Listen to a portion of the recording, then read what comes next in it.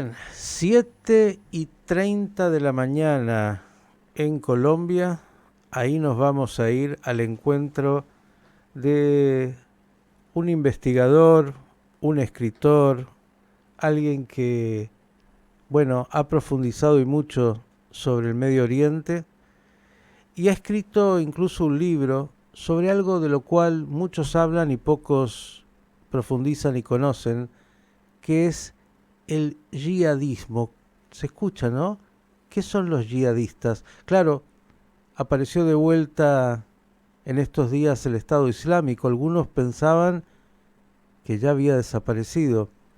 Bien, vamos a hablar con él para conocer mucho más. Me refiero a Janiel Melamed. Janiel, ¿cómo estás? Buen día para ti. Hola, muy buenos días. Un saludo especial para la audiencia, para ti y para la mesa de trabajo que te acompaña. Janiel, gracias como siempre por ayudarnos a conocer más. Bueno, vamos siempre por el inicio. ¿Qué es este fenómeno del yihadismo del cual algunos hablan y qué podrías contarnos, incluso ya vinculándolo con lo que es el Estado Islámico que ha vuelto a golpear en estos días y que muchos, como digo, pensaban que ya era parte de la historia del pasado?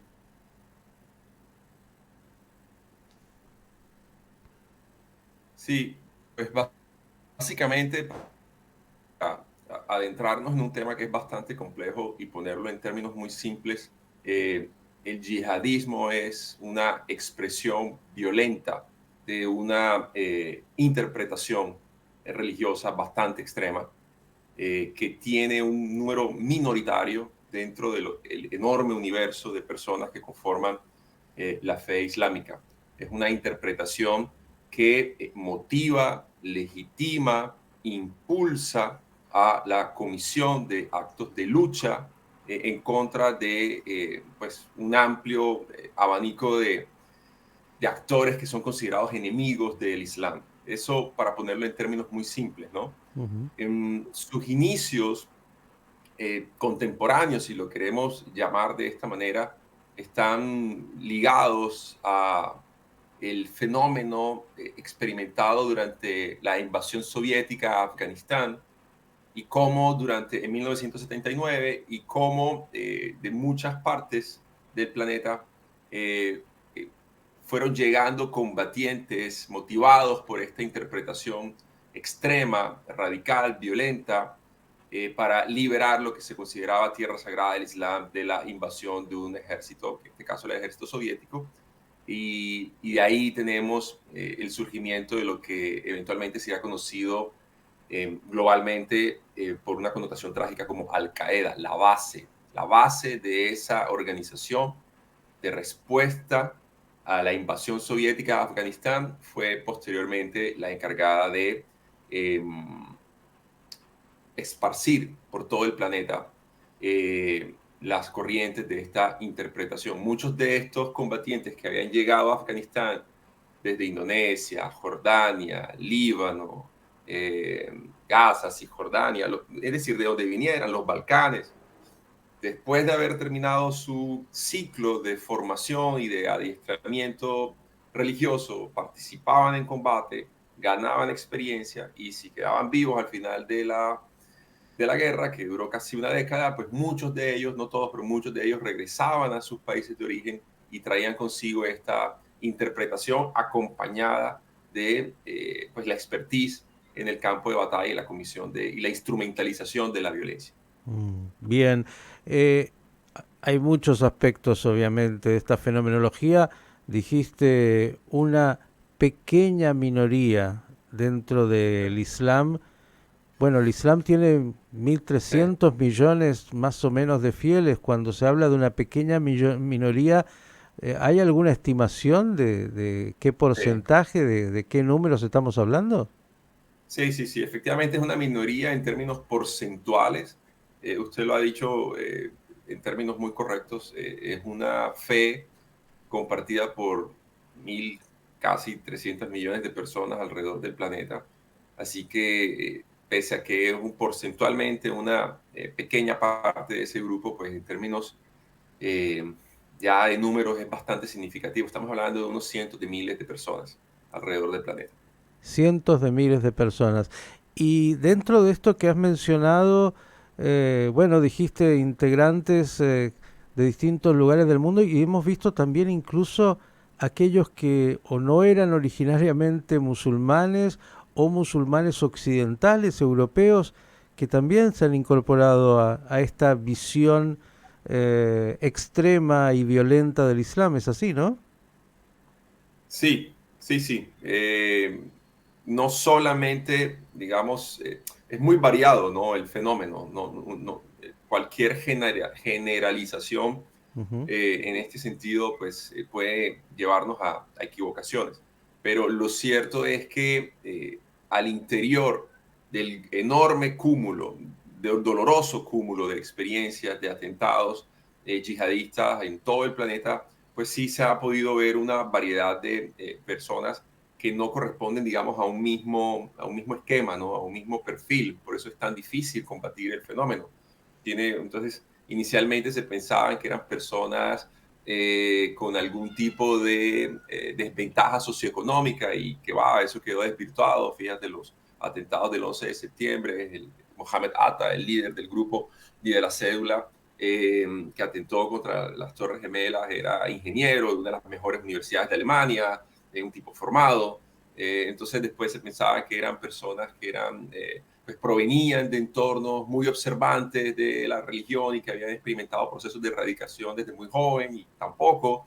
También hemos visto personas conversas que, digamos, la puerta de ingreso a la religión ha venido acompañado de un proceso de radicalización que no siempre, hay que ser también justo, no siempre el proceso de radicalización termina en violencia, ¿no? Hay personas que pueden tener una visión muy radical de su interpretación religiosa, pero eso no los lleva a cruzar, digamos, la línea de materializar hechos de ataque o de violencia. Pero en algunos casos sí, en algunos casos sí. Entonces es muy complejo, hay personas, por ejemplo, no son de Medio Oriente, hay personas que vienen de Asia, del Pacífico, algunos europeos, y creo que algo que ilustró mucho la dificultad de este estudio, de este fenómeno, es la guerra en Siria, cuando allí llegaron nuevamente replicando el modelo de Afganistán en la década, digamos, finales de la década del 70, Ujú. el conflicto armado en Siria, observamos el ingreso de alrededor de entre 30.000 y 40.000 combatientes extranjeros que iban a engrosar las filas del Estado Islámico.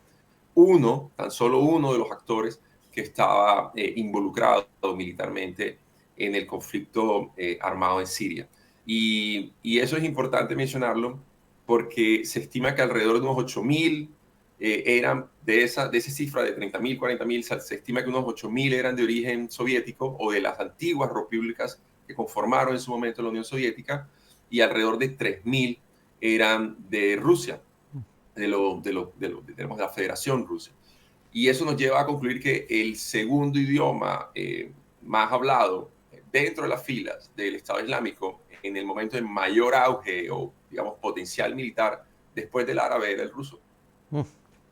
Ya estás ingresando de alguna manera en el atentado de hace pocas horas ahí en las afueras de Moscú, pero lo voy a detener un segundo para profundizar un poquito más sobre algunos aspectos que hacen a esta cosmovisión, por decirlo así. ¿Sunitas o chiitas o ambos participan de esa visión? Y agregando que entiendo, entre otras cosas, no solo combaten contra el occidente de infieles llamados cristianos, judíos y otros, sino también dentro del Islam ellos, bueno, llevan el horror, ¿no? Sí, nuevamente es un área de estudio muy amplia, muy compleja, pero para ponerlo en términos muy simples también, sí tenemos manifestaciones de extremismo dentro de ambas, digamos, orillas del Islam, ¿no? No es un fenómeno que únicamente se vea entre los sunitas, también lo vemos al interior digamos, la rama chiita.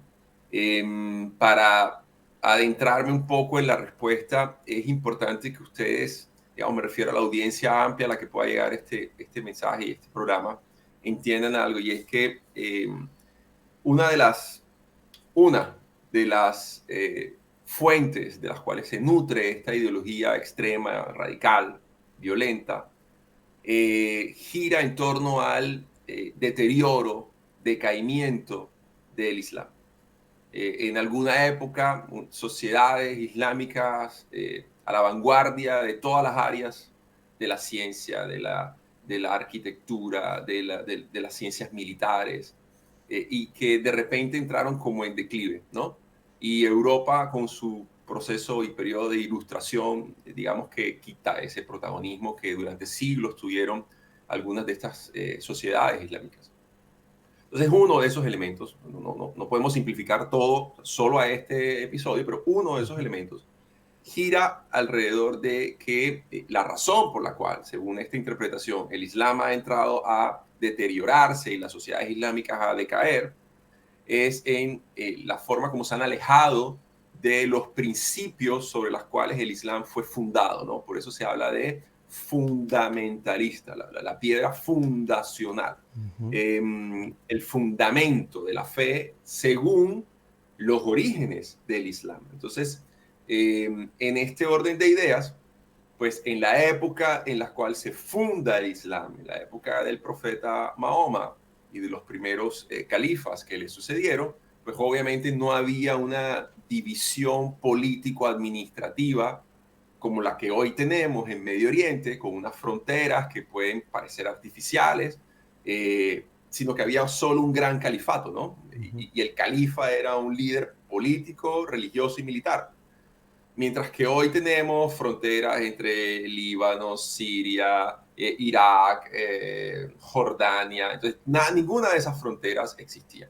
Y mucho menos existían reyes, ¿no? Es decir, las monarquías petroleras del Golfo Pérsico, con toda esa capital producto de la extracción de enormes recursos energéticos en el subsuelo, pues bajo esta interpretación extremista, fundacional y además violenta, los consideran líderes apóstatas, ¿no? Líderes que de alguna manera se quieren atribuir, como en el caso de bueno, no solamente la Casa Saudita, pongo el ejemplo de la Casa Saudita por ser la más representativa, pero se quieren atribuir unos liderazgos religiosos que consideran son absolutamente apóstatas, ¿no? No son legítimos, por decirlo de una manera muy, muy simple. Y entonces combaten no solamente a estos regímenes monárquicos que habitan en lo que hoy consideran la tierra sagrada del Islam y que no se parece a esos principios fundacionales de la fe en los tiempos del profeta, y adicionalmente combaten a Europa y a Occidente y a los cruzados y a los cristianos y a los judíos, porque promueven, es un abanico amplio de enemigos que tienen estos señores, porque promueven unas ideologías o unos valores que también consideran contrarios a la fe islámica desde esta interpretación tan radical y tan extremista. Un ejemplo muy sencillo para que la gente entienda: la democracia. ¿Cómo así que los hombres escogen quiénes van a ser sus líderes?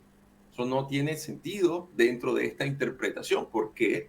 Porque el liderazgo de los hombres debe venir única y exclusivamente, provenir única y exclusivamente de los designios de Alá. Entonces, cualquier otro liderazgo es ilegítimo. Y si quieren importar esos valores democráticos a una región como el Medio Oriente, entonces vas a tener en estos señores un enemigo adicional. Solo por plantear, digamos, una puerta de ingreso a lo que es un tema mucho más complejo, más amplio.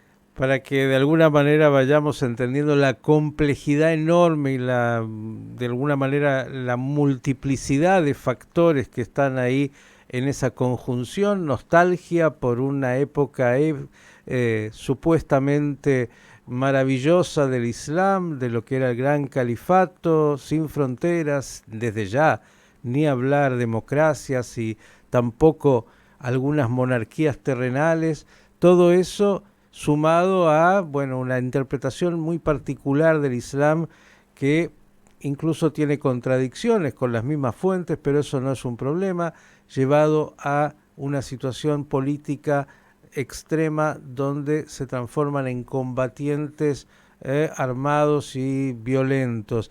Dijiste 40.000 que solamente fueron ahí del Estado Islámico a Siria en su momento. Hace pocos días vuelve a aparecer ahora las afueras de Moscú, el Estado Islámico, que algunos pensaban había desaparecido, porque en su momento tuvieron, bueno, además de ese poder bélico, tuvieron dominio territorial, sobre todo en Irak y en otros lados. ¿Cómo está hoy ese Estado Islámico, Janiel?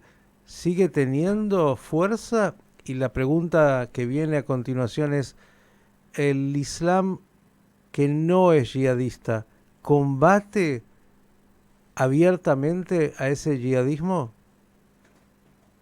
Bueno, hay dos preguntas, ¿no? La primera, ¿cómo está? Pues todavía latente, la amenaza sigue vigente. Obviamente viene de un proceso de decaimiento en su mayor, digamos, auge militar, logró controlar territorialmente un área equiparable a Inglaterra y tener a varios millones de personas controladas, a las cuales se les imponían también, digamos, toda esta serie de normativas y costumbres propias de esta interpretación extrema. Eh, y eso lo ligo un poco a la segunda pregunta, ¿no? Esa comunidad islámica tolerante, esa comunidad islámica pues, que no tiene, digamos, ningún problema con el paso de los siglos y adaptar, digamos, su fe a condiciones contemporáneas, como muchos otros ciudadanos tolerantes de otras religiones alrededor del planeta. Hay un caso muy interesante y creo que la gente, digamos, que no está muy familiarizada con este tema pasa por alto, y es que el mayor número de víctimas de estas organizaciones yihadistas no son los judíos, no son los cristianos, no son europeos, son los propios correligionarios hermanos de fe. Uh -huh. Yo invito a la audiencia a que si tienen interés de adentrarse un poco en esta discusión, consulten la base de datos sobre terrorismo global de la Universidad de Maryland. Pueden ponerlo en un buscador, Uh -huh. Global Terrorism Database, Universidad de Maryland.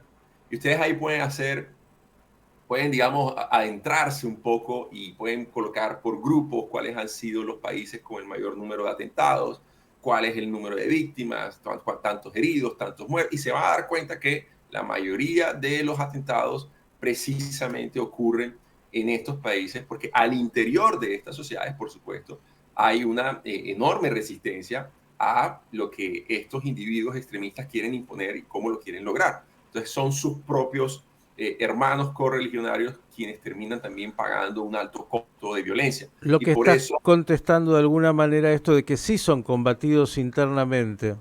sí lo son, y de alguna manera también permite explicar cómo en el momento de mayor expansión territorial, recuerden que el Estado Islámico logró tener un control sobre Irak y sobre partes de Siria, Uh -huh. y la manera para derrotarlos o por lo menos debilitarlos militarmente en aquel momento, no para erradicarlos por completo, porque está, digamos, está presente no solamente con los atentados de Moscú que siguen con algunas capacidades. Antes del atentado de Moscú también habían realizado otros atentados en Afganistán. Uh -huh. Entonces, digamos, no es solamente únicamente allí en Moscú donde se puede evidenciar que todavía siguen presentes, pero la manera como fue posible debilitarlo fue a través de la unión de fuerzas, y de esas fuerzas, por supuesto, incluían otros hermanos correligionarios musulmanes que estaban combatiéndolos en el terreno.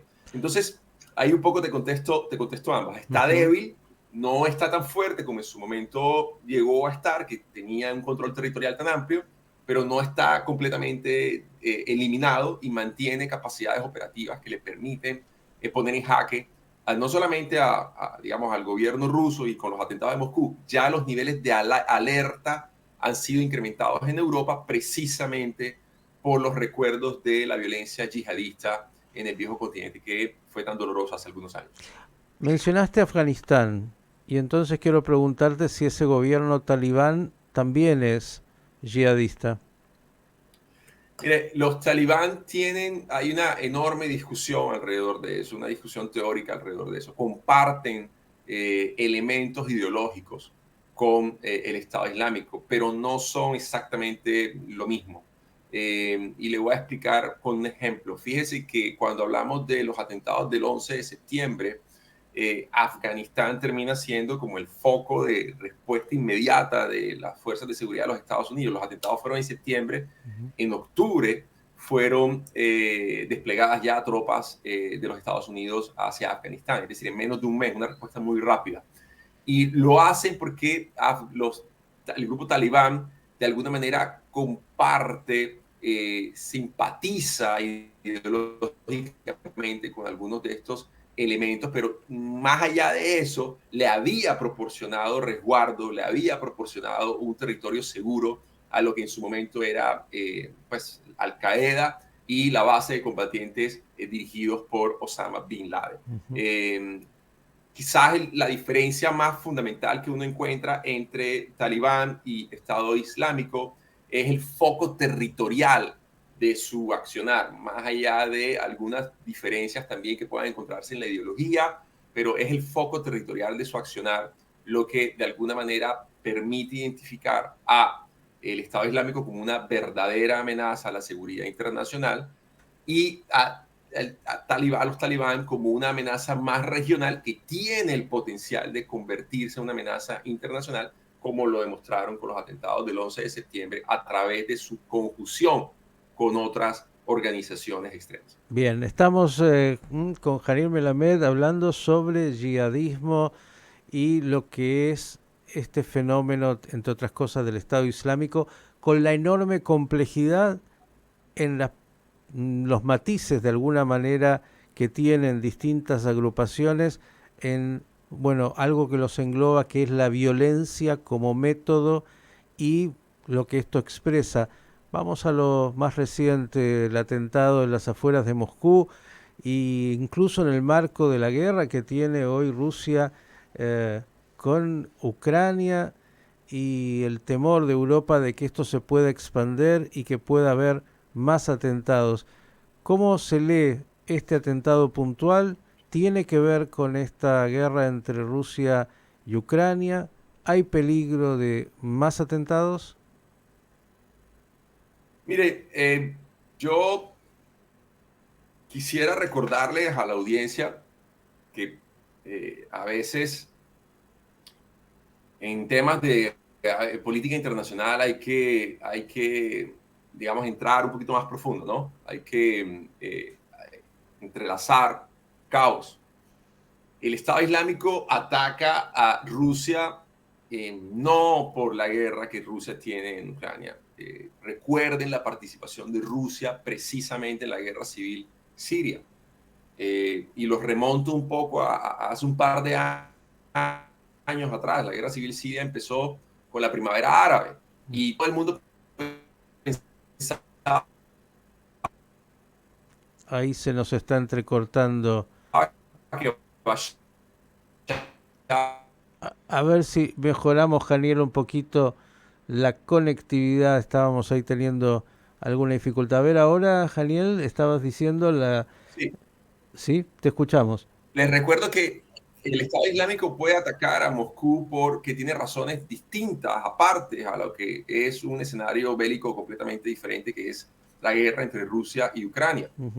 Rusia participó en la guerra civil de Siria gracias al apoyo prestado por Rusia y su fuerza aérea que bombardeaba sin piedad a estas organizaciones que ellos consideraban extremistas, pero que también bombardeaban a fuerzas rebeldes que combatían contra el régimen de Bashar al-Assad.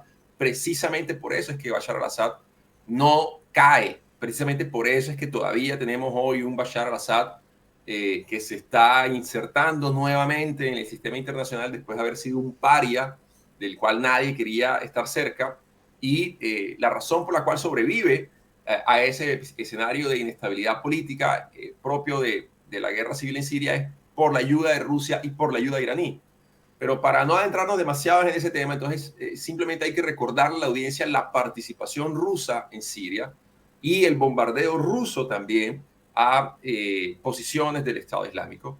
Y hay que recordar que el 20%, alrededor del 20% de la población rusa es de origen musulmán. Entonces hay unos elementos que de alguna manera al interior de la propia sociedad rusa pueden servir de, digamos, de catalizador, de dinamizador de estos atentados. Lo que uno ve es que es una humillación absoluta para el presidente Putin, el cual estaba advertido por el servicio digamos, los servicios de inteligencia norteamericanos y públicamente los desestimó. Esto no es raro, esto ha pasado antes también. Los servicios de inteligencia americanos y rusos se comparten información y a veces desestiman la información que la contraparte les ha enviado. Creo que lo que estamos viendo ahora es un esfuerzo por parte del gobierno ruso de ligarlo de alguna manera con Ucrania para tratar de movilizar a la gente en el frente de batalla con Ucrania, un frente de batalla que se está haciendo cada vez más largo y cada vez más extenso y cada vez más desgastante para las capacidades del gobierno ruso. Bien. Y creo que para otro seminario, porque cada uno de estos temas creo que requieren de profundidad y del tiempo y del conocimiento específico, te voy a invitar a que nos digas cuánto de esa ideología yihadista violenta nutre a grupos como el Hamas, Hezbollah y otros, y de qué manera se vinculan. ¿Hay algo de eso? Sí, sí, por supuesto, comparten aspectos ideológicos, comparten la paternidad ideológica por ejemplo, en el caso de algunos movimientos palestinos, de la figura de Abdel Hassan. Así que sí hay puntos de conexión, con todo el gusto podemos abordarlos en una siguiente oportunidad. Claro que sí. Janiel, agradecerte por habernos dado este pantallazo tan necesario porque, como digo, ¿no? Me parece que muchos hablan del Estado Islámico, pero no conocen ni de qué cifras en términos demográficos estamos hablando, ni de la fenomenología que esto implica, ni, bueno, también de las acciones que llevan a cabo, excepto cuando aparece esta fotografía de un atentado atroz en las afueras de Moscú que puede repetirse porque hay factores diversos que de alguna manera, como has dicho, hacen que esto continúe siendo parte de la agenda.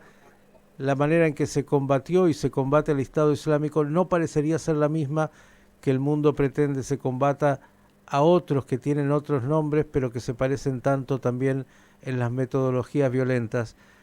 El desafío de este occidente que no es menor.